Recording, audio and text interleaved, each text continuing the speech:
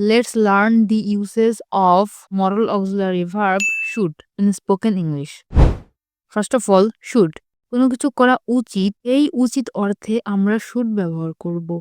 should হচ্ছে moral auxiliary verb। এরপর সবসময় ভার্বের বেস ফর্ম হয়।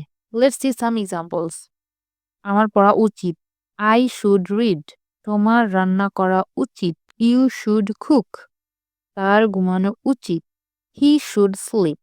যদি বলতে চাই কারো কোনো কিছু হওয়া উচিত তাহলে আমরা should be ব্যবহার করব। ফর এক্সাম্পল, আমার ধার্মিক হওয়া উচিত। I should be pious. তার ভালো হওয়া উচিত। He should be better.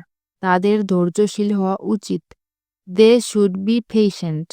আমাদের দায়িত্বশীল হওয়া উচিত। We should be responsible.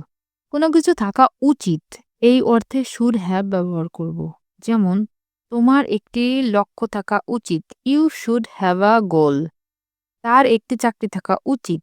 He should have a job. আমার একটা মোবাইল থাকা উচিত। I should have a mobile.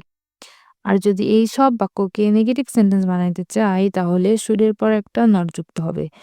R interrogative সেন্টেন্সের ক্ষেত্রে should বাক্যের আগে আসবে, মানে প্রথমে বসাইতে হবে should, এরপরে সাবজেক্ট, ভার্ব, তারপর অন্যান্য অংশ, এভাবে।